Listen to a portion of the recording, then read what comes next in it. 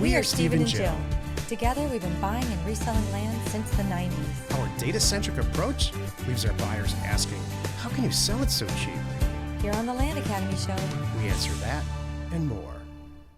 Jack and Jill here. hello. Welcome to the Land Academy Show, entertaining land investment talk. I'm Steve and Jack Butala. And I'm Jill DeWitt, broadcasting from the Valley of the Sun. Today, Jill and I talk about why sending blind land offers within a price range backfires. I have a lot to say about this. Jill said earlier, or yesterday, I should say, that, we own a ton of real estate all over the country at any given time. And she's never received Not one of these. never received a range offer. What I mean by this is, instead of sending an offer for, this is what we teach in Land Academy and very successfully implement, Jill and I together, and have for decades, is, hey, we want to buy a property that's located in this area that we know you own for $16,832.28.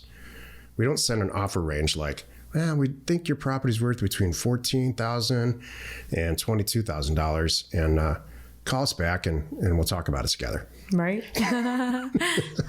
Before we get into it, let's take a question posted by one of our members on the landinvestors.com online community. It's free. Did you know that we have a full-blown operational commercial printing company called offerstowners.com? Jill and I set this company up several years ago specifically to mail out our blind offer campaigns. And then we've ultimately started sharing it with our Land Academy members and some non-members only a couple of years ago.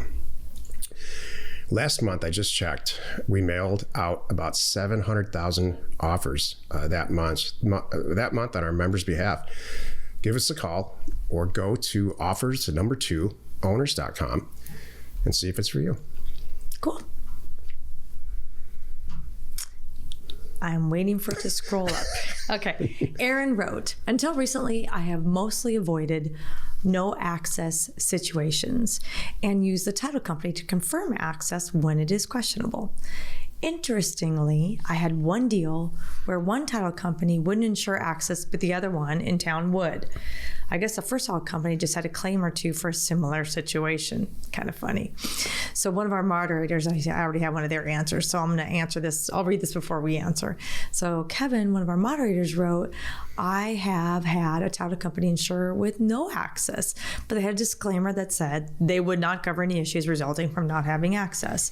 Also, I'm closing on a few right now that have a legal easement, but no road or path. I purchased these and have had a surveyor go out and mark the easement so that my buyers can clearly see that they do have a legal easement. I avoid those with no access and even avoid deals where access is through the neighboring parcel on a friendly verbal arrangement, since that part is not usually transferable. So now I sell all parcels with agents, and then I need to have at least legal access for them to be able to show it by law. So he's taking it to a step further. One more thing. This is really lengthy. I purchased a property from a guy who buys tax liens. Somehow he gets the deed. This property had no access, so he sued for access. Cost him some money. It took about a year. Then I came along and made a good offer. I sent my surveyor out there to locate and mark the new easement through the neighbor property. That neighbor did not answer any attempt to contact during the suit or the easement. Sure. The suit for the easement. They may be uncooperative. So I work with an agent in the area who knows the neighbor, and he went out there to give him a fair warning that their surveyor will be working on the property next week. That was very nice.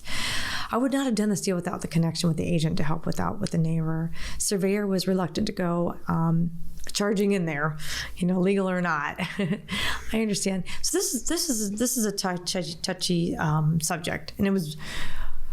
That was quite involved. I don't mean to scare you. I hope that didn't scare you. I do mean to scare you. Okay, go ahead. You want to? No, go ahead. You want to know? Go ahead. Finish up. Go. I want to hear what you okay. Because Jill and I have a slightly different opinion on this. That's okay. No. So, first to the title company. All of the above is true. You can have a title company that says, look, we don't deal with properties that don't have access. We don't even want to go there. That's their right. They can say we don't want to yeah, I don't want to sell you that. That's fine. And legally, the title company B can say, sure, we're going to do it with just legal access. And title company C can say, hey, I don't care what it is. What do they have or don't have? We're just going to put in here, we have this, we don't have that, and put all that in the Schedule B. These are all correct answers. So that's the exact same reason that you get 3 different car insurance quotes. Mm-hmm. Because the title companies are insurance companies. They see risk in certain things and not as risk in certain other things. So that's all that is. Exactly. And then as far as going through the work of getting a surveyor and that kind of a thing, I personally don't do that. But what I have done personally is done neighbor letters. I just did this recently too. I sent out neighbor letters. We bought a property that had clear physical access. The property was on a road that we thought was a public road, but nevertheless, there's a road that went to a cemetery. Everybody's driving up and down this road. Technically, it's physical. There was not legal access because 15, 20 years ago, it didn't get recorded. Somebody missed the ball. Like, okay, fine. So what I did was I went to all the neighbors and said, hey, we're going to go, just want to make sure you're on board. I'm selling this property. Somebody's going to want to get the access. Are you compliant? Anyway, I got the yeses that I need. I didn't go through and do it. I saw one neighbor letter. I got 2 emails and a phone call with the 3 neighbors. Everybody's compliant. They're like, I'm just not going to spend any money, but sure, I'll agree to that because we're all using it anyway. I said, thank you very much. And then I handed that off to my buyer, which, by the way, was through an agent as well. Here's a whole moral story to property that may or may not have access. The whole topic of access, it's one of the 6 A's. Mm-hmm. Access is one of the 6 A's for that we test properties from a due diligence standpoint to see whether or not we want to buy them. And they're not, as you can see by this very intentionally lengthy discussion today, it's not for the weak at heart. There's complicated. There can be lawsuits involved. There's all kinds of stuff involved. And I'll tell you the truth. Here's the real truth. We send out tons of offers that are lower than retail value for land. And a lot of those offers come back signed with property that does not have access. And so it's our job to just sift through the ones that really don't work at all. Maybe put a middle pile in where they might work, and ones where, I'm happy to buy this. It's so cheap. I don't care if there's access or not. I'll just disclose it when I go sell it. Most states, there's a process that you can go to if everybody's not on the same page. Either way, there's a process to gain access. Most states, you cannot be withheld access. That's why I want to make sure everybody knows too that. What if I buy a property and there's no legal or physical access? Do I have to helicopter there or just like land my balloon the right place? No, you don't have to do that. Most time you can do it. It's just going through the motions. And for a lot of the properties, I'm not going to do it. I don't want to do it. So that's why, like you said, it's one of the 6 A's. So don't worry too much about it. That was way more than I think you need to know right now. Well, I think it's just scratching the surface of what you need to know. And I would worry about it. Let me back up. If you have legal and physical access, you won't worry. That's it. That's what I'm trying to say. That's the whole point here. That's what I mean.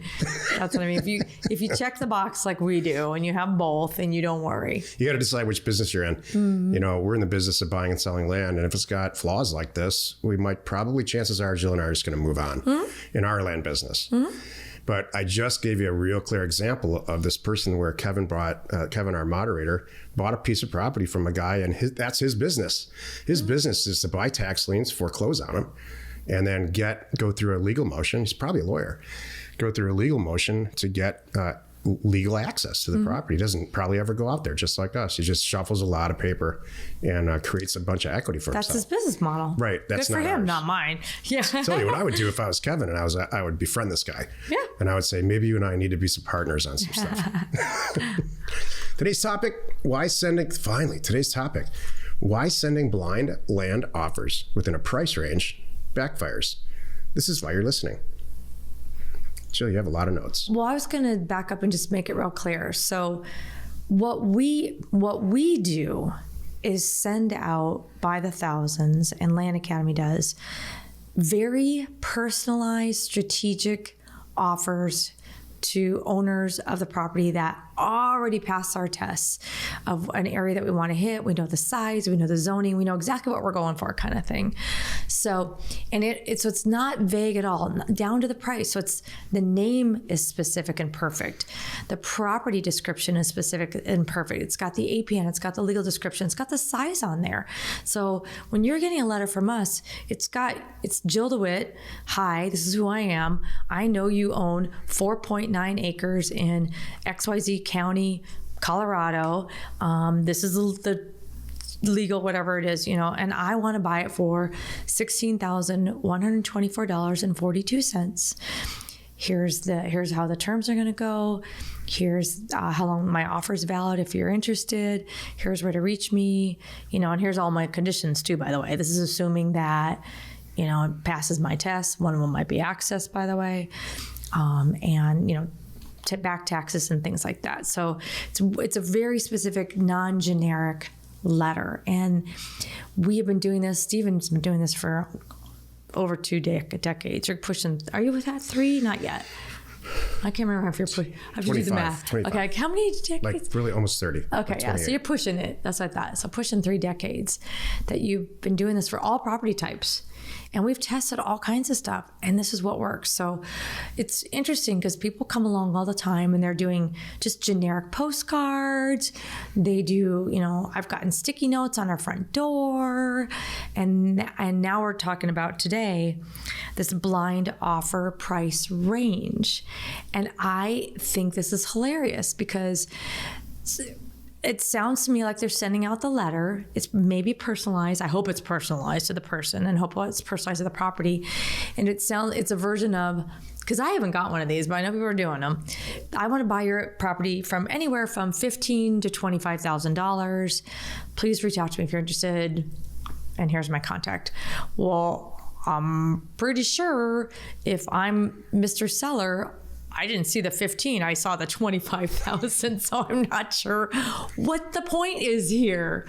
That's where I'm at. Like, please, I'd love to do a show with you. If you tested this and it somehow works and you've got a theory here, like, let's talk. I want to talk, because I don't get it. We're in the business of buying real estate from people where price is not their first. It's not their whole point to doing the transaction. Their transaction is to liquidate a piece of property or sell a piece of property. They either maybe they know, maybe they don't know that it's undervalued from a retail standpoint. It's not the retail price for the property. And so if it is their first, the person that's going to call you back in a letter, offer range number is a person who cares about price. The person who's going to call you back with just an offer, the way that we do it, is a person that just wants to get the deal done. Yep. They don't want the property anymore for the same reason that most people have a garage sale. They don't want the stuff anymore. And they're not there to make tons and tons of money or maximize the exact retail value of an old broom. They're there to just get some stuff out of the garage. Maybe they're moving, who knows, whatever life reason that they have. It's the exact same thing with how we buy land. And a price range and an offer opens yourself up to a discussion. And long discussions about buying and selling real estate never lead anywhere. And justifying the price. Can you imagine, give me one, you don't even go to a car dealership. There's a sticker price. Yeah. There's a starting point. Yep, or that's something. Right, Jill. It's either that's the price. There's not a range on a car sticker. Exactly. I don't understand. Come and go to the grocery store. I don't know. Might be $2 a gallon, might be $8 a gallon. I don't know. Let's see what the heck. That's just in a restaurant. It's just in a restaurant looking at a menu and it says, burgers between $16 and $38. And where was that? Down at the bar we go to all the time. And it's like, and I said, what do you do? Do you put two pounds of lobster on the ladder and it's $38? I don't get it. So. Was that a typo? Had to be. No. Oh, what does that mean? That's the whole thing. Depends on what you put on it. We might charge extra. That's hilarious. It takes all the. Well, I've never, though, that's okay. That's the second thing I've never seen, because I've never seen that. But yeah, no matter where you go, there's not a range. Your airline tickets, your cars, come on. There's a number. So I just, again, the point is, I'm going to recap for my listeners. Just kidding. Oh my gosh. You're right. You have listeners and I have listeners. Exactly. I have 6 listeners and you have 16,000. You describe things differently. So I'm going to recap for my people what the point is here. You're just trying to evoke an action and smoke out who wants to sell and get rid of it. That's it. They're not here to talk about it. Arrange is going to make a lot of conversations. And do you really have time for that, by the way? No. You're running your own land business. You're a one-man show, most likely. We were in the beginning. And that is, if I'm going to be talking to everybody all day, every day about deals, how am I going to get anything done? I need offers going out, people seeing them, signing them, sending them back, and then I pick the ones I want. Done, and that's it. Here's the math on it. You send out 5,000 offers. Chances are, if you do everything right, price it right, and all the stuff, the education that we have, you might buy 2 or 3 properties, maybe let's say between 1 and 5 our way. And you'll probably get 15 phone calls, maybe 20, 25 phone calls. Mm-hmm. And then you'll get some signed offers back and you might not want to buy the properties. There's a lot of stuff that goes on and then it's over. Mm-hmm. And then you move on to the next mailer, usually the next month. And you just keep that machine going and buying and selling land. If you send an offer range out, or God forbid, a postcard that says, hey, I'm really interested in buying your property, give me a call. What you're going to get with the 5,000, if you send 5,000 of those out, is probably 200 or 300, maybe more, phone calls back or some type of email correspondence saying, yeah, give me a call. Let's talk about it. It turns out I do want to sell that property. I want to sell every single, Jill and I own hundreds and hundreds of properties. I want to sell everything. Every single property. I'm going to sell my house I'm sitting in. But there's a make me move number. And I don't think that's in your range. But if you give me a range, I'm going to call you and talk about it. So people that choose to send range offers out, probably because they've had other education about how to buy and sell real estate, are doing that because they're not yet convinced or completely secure with the fact that you only want about 10 or 15 calls back. And you only want to buy 1 or 2 or 3 properties in a mailer. Right. That's it. Mm-hmm. Thank you. Happy you could join us today. 5 days a week. You can find us here on the Land Academy Show, or tomorrow the episode on the House Academy Show is called Recovering HGTV House Flippers Make Great Land Academy Land Flippers. You are not alone in your real estate ambition. We have several of them. But before we get into that real quick, I'm going to say one thing. Today, depending on the time that you're listening to this, you may still have a chance to watch us live, or if not, catch the replay. So today, this is March 15th, 2022, Tuesday at 4 o'clock Pacific time, which is 8 o'clock Eastern time. Jack and I are live on Facebook and YouTube under the Land Academy umbrella. Go find us. We're talking all about Career Path, but we're going to talk all about Land Academy too. We are always happy to answer any of your questions. Do you want to add anything to that? No, great work. Thank you for tuning in. And Jack and I are very aware that not everyone has $100,000 lying around to buy land. Well, we may fund your deals and land. Primarily, we do everybody's deals, but primarily Land Academy members' deals every single week. And it's called landfunding.com. So in addition to us, our members have combined their own money, and there's about, at this point, $40 million available to fund other Land Academy members' transactions, and they do it every week. So go to landacademy.com or landinvestors.com or landfunding.com, and you'll find out a lot more information on that. We are Jack and Jill. Information and inspiration to buy undervalued property.